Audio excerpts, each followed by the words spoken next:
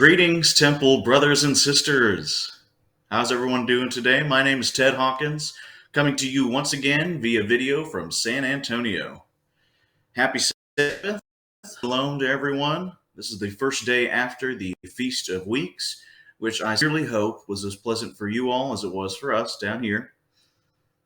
Hello to everyone also on the internet. Glad you're tuning in for another awesome Sabbath message from tomorrow's Church of God. Now, today I'll be foregoing the usual anecdotal style sermons that I normally give and focus exclusively on a practice of the temple, which is the bread of presence. This was referred to as shewbread in the English King James Bible, but today I'll be examining the rituals associated with the preparation of this sacred bread, its significance in ancient temple Sabbaths, and its importance in our lives as modern practicing Christians. Now, there's going to be a lot to cover. I'll try and make sure it stays short. Let's begin with the foundation and build as we go along. Now, we got to start with the all-important question: what is the shewbread? Shewbread is the translated form of Strong's Hebrew number 6440, the bread of Panim, which literally means face. In practical use, it's used to express the complete presence of an object. Thus, it can be more properly rendered as the bread of presence, that is, the presence of Yahweh. Shewbread is merely the King James translation of this pretty typical Hebrew utterance. Now, this bread of presence is first mentioned in Exodus in chapter 25, verse 30. I'll let you turn there now. But it reads, "And thou shalt set upon the table shewbread before me always." This is another one of those always, forever, perpetual statutes in the covenant. Now, this is a statute that applies to temple practices, and it is couched among the instructions that Yahweh gave Moses for establishing a sanctuary for him to dwell with the Israelites. Earlier in the book, you can see there's instructions for making the menorah, the dishes and plates that are to be set out on the Sabbath, all, of course, made from pure solid gold. But it's right at the very end of that chapter where God is talking about the furnishings of the sanctuary in the temple. Now, of course, there are specific connotations for this bread, the chief one being that it is a symbol of Israel's supplication to God's law, while secondarily it is just a highly ritualized form of worship both before, during, and after the Sabbath. Now, the following descriptions of the bread's position, as well as its presentation on the Sabbath, come from chapter 9 of Alfred Edersheim's The Temple, Its Ministries and Service in the Time of Christ, which was first published in 1874. If you're not familiar with Alfred Edersheim's various scholastic and informative passages about life in the temple, I highly recommend checking out Ron's books. He draws a lot on that particular source of knowledge for a lot of the different arguments that he makes. So, from chapter 9, I will quote, "The shewbread was made of the finest wheaten flour that had been passed through 11 sieves." That's a lot. "There were 12 of these cakes, according to the number of the tribes of Israel, ranging in 2 piles, each with 6 cakes. Each cake was made of 2 omers of wheat, the omer equaling about 5 English pints. And between the 2 rows, there were 2 bowls with pure incense placed amongst them, and according to an Egyptian tradition described in the Septuagint version of Leviticus chapter 24, verse 7, there was also salt as well. Now, these cakes were anointed in the middle with oil in the form of a cross. Not a Christian cross like we think, but a cross like an X. As described by Jewish tradition, they were each 5 handbreadths broad and 10 handbreadths long, but they were turned up at either end, 2 handbreadths on each side, to resemble in outline the Ark of the Covenant. Now, just as my aside, since the Ark, being the most sacred Hebrew relic, it seems fitting that the 12 loaves look similar to it, and it serves to remind the whole of Israel the solemnity of these loaves and what they represent. And of course, the Ark of the Covenant did not only just hold the stone tablets upon which the law was written by the hand of God, but also the budded staff of Aaron, which was the same staff used to perform the wonders and plagues of Egypt in Exodus. Now, this staff was also Yahweh employed to show the people of Israel exactly whose lineage he chose to be the high priests of their nation. Now, going back to Edersheim, quote, the preparation of the shewbread seems to have been hereditarily preserved as a secret family tradition in the house of Garmu, which was a family of the Kohathites. We can read a little bit about this in 1 Chronicles chapter 9, verse 31 and 32. Now, 1 Chronicles chapter 9, verse 31 reads, And Mattathiah, one of the Levites, who was the firstborn of Shallum the Korahite, had the set office over the things that were made in the baking pans. Verse 32, And other of their brethren, of the sons of the Kohathites, were over the shewbread, prepare it every Sabbath. Now, this familial duty is outlined in the next section we'll get to, and it's a pretty important feature for most of the temple practices. Of note here is the fact that Samuel the prophet was himself a Kohathite. I thought that was very interesting. Going back to Edersheim, the fresh cakes were deposited in a golden dish on the marble table in the porch of the sanctuary, where they remained until the Sabbath actually commenced.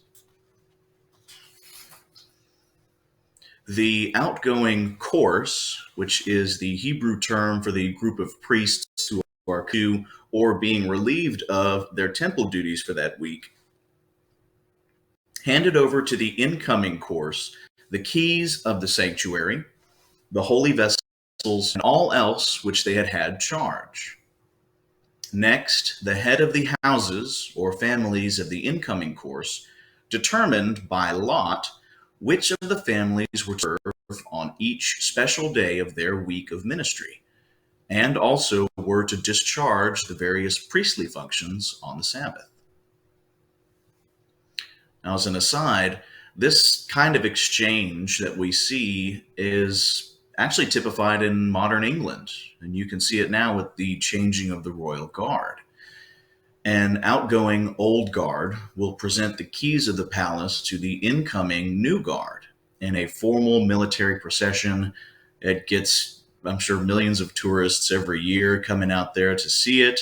It's all very ritualized and very, very militaristic, lots of drums and coming to attention and going at ease. It's a very interesting spectacle.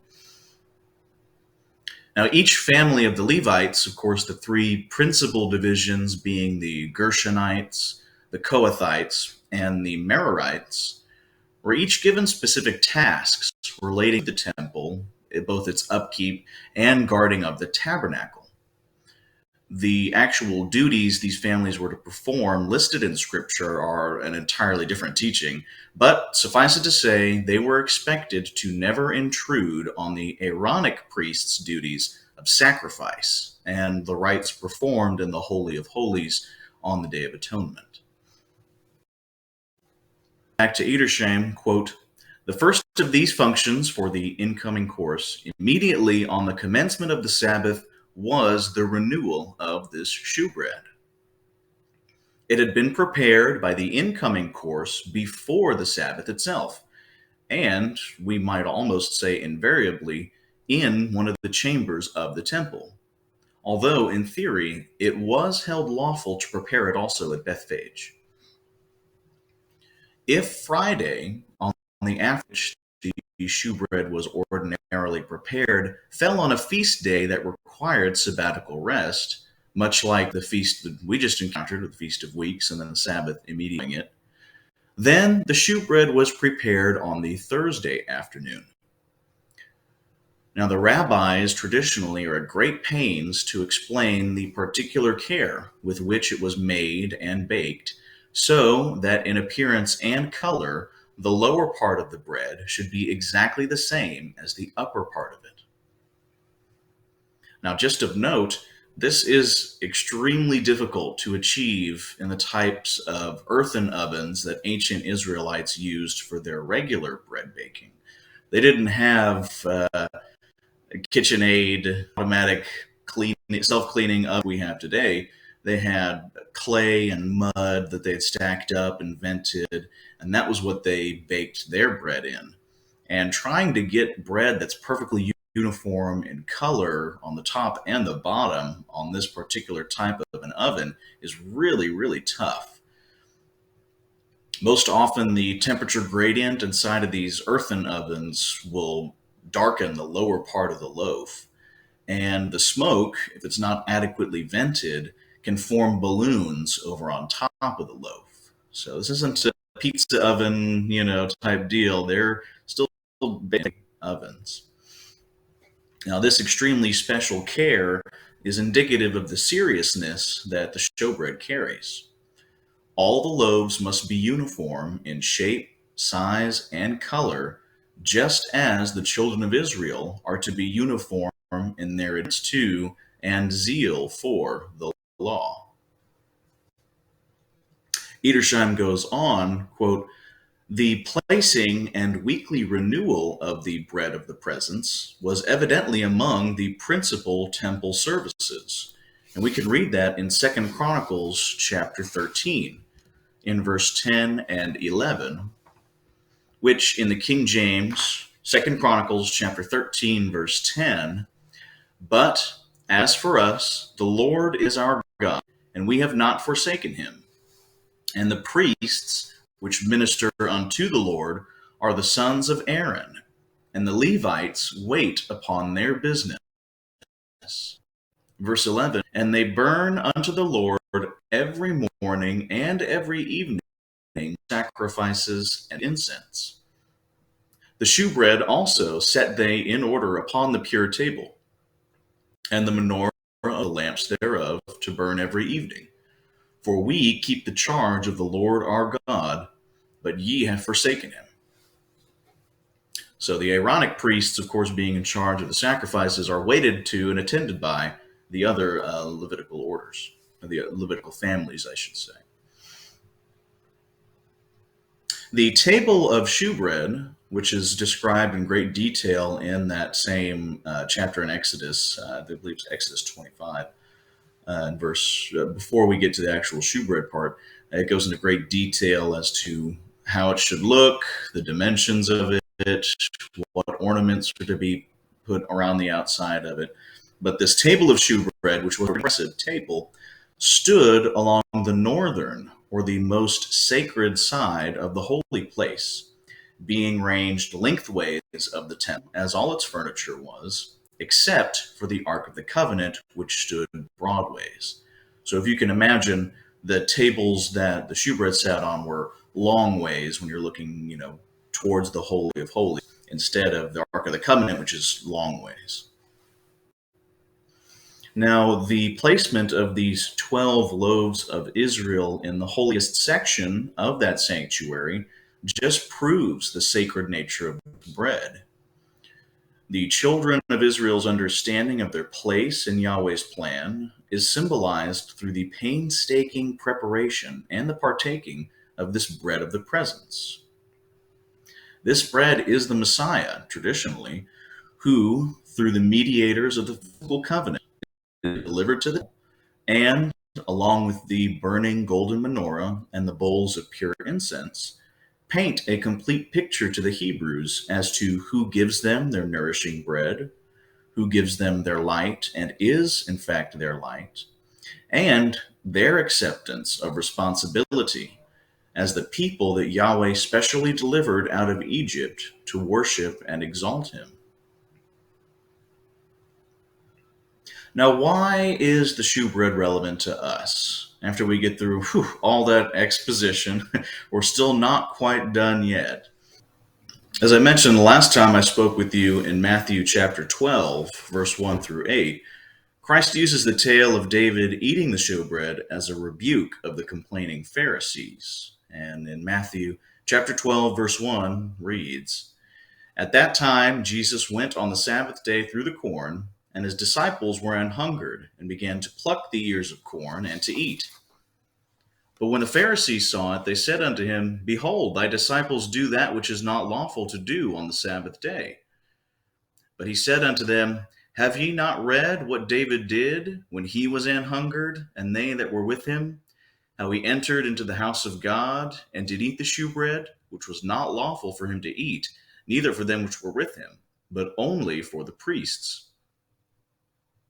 Or have ye not read in the law, how that on Sabbath days the priests in the temple profane the Sabbath, and are blameless? For the Son of Man is Lord even of the Sabbath day." Now, just an interesting aside, reading in the law in verse 5 of Matthew chapter 12, on the Sabbath day the priests in the temple profane the Sabbath and are blameless. That is referring to all the various activities that the priests had to do to get ready for the Sabbath. They're doing a lot of common work, shall we say. And so they are held blameless because they're doing the duties that need to be performed on the Sabbath in order to properly worship Yahweh. But it's still an interesting, if you don't know anything about the temple practices, you might be thinking, how could a priest, but they're actually doing work, and they're kindling fires, and they're doing all kinds of things that the regular lay people are not to do on the Sabbath.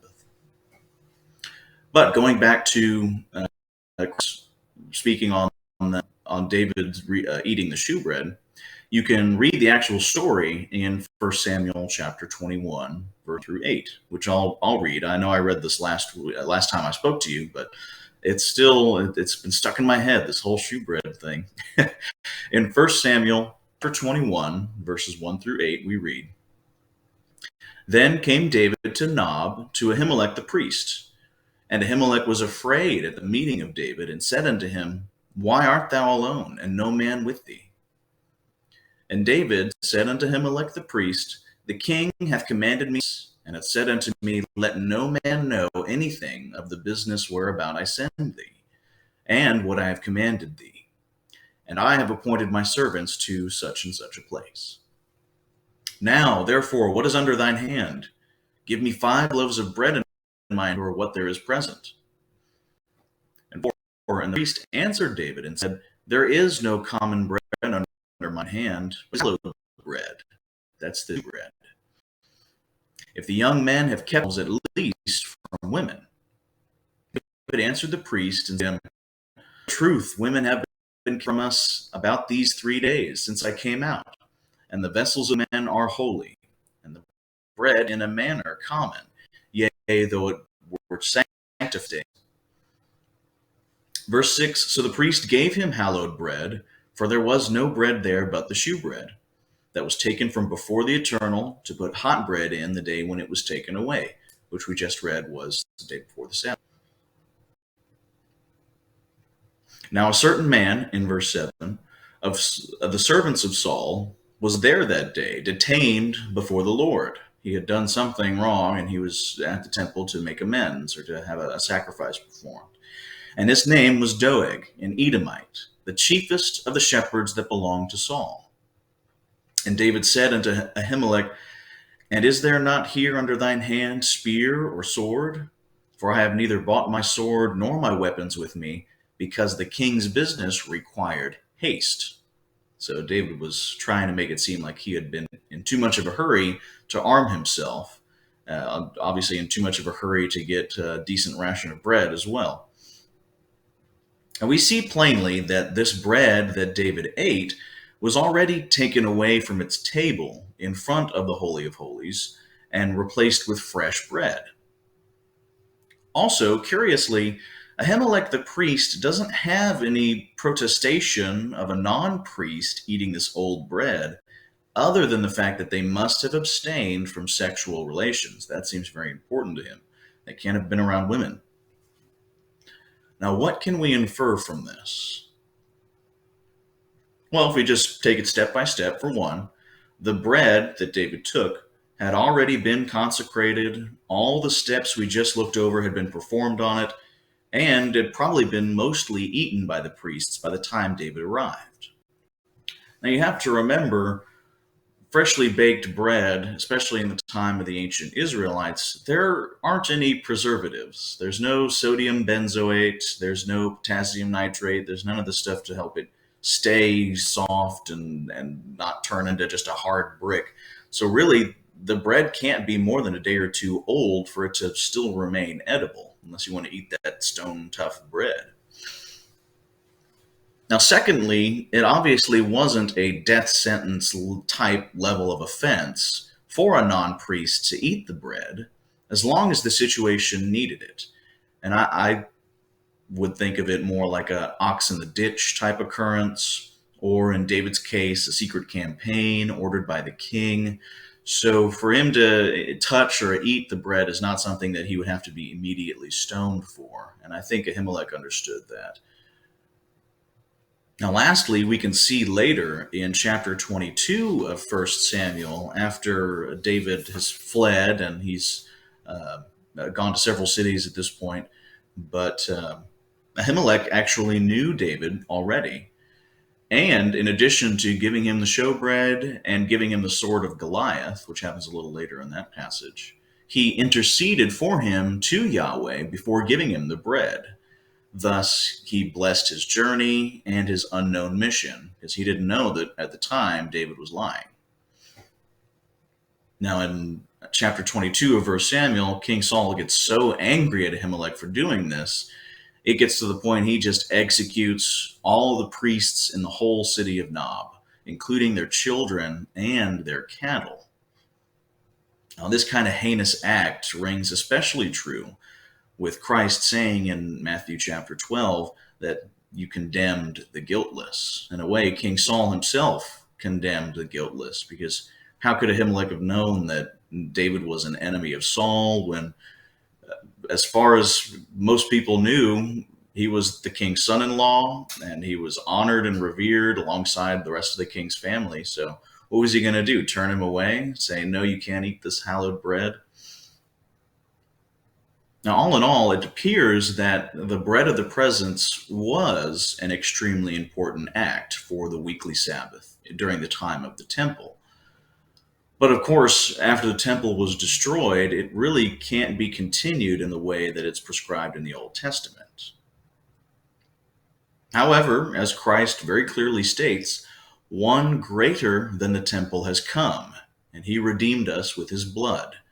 And the sacrifices of the Old Covenant are nullified by him and replaced with what he references in that passage in Matthew. He actually references Hosea chapter 6 in verse 6. Now, this passage reads, Hosea chapter 6, verse 6, "For I desired mercy and not sacrifice," talking about animal sacrifice, "and the knowledge of God more than burnt offerings." That's some pretty powerful stuff. As it says in Luke chapter 4, verse 4, when Christ was tempted by the adversary to command these stones to turn to bread, Christ mentions that we're not to live on bread alone, but through the words of the living God. So just like in that passage when Christ was tempted by the adversary, no longer are the children of Israel to live on this shoe bread alone anymore. That part has passed away. It's not part of our services anymore. We don't see anybody baking up loaves of shoe bread exactly the same size, shape, and color. But now we live by the word of God, the knowledge of God, who was with God in the beginning and through whom all things were created. I'm talking about the Logos in John chapter 1, verse 1, the word of God, the knowledge of God, All these things have been there eternally.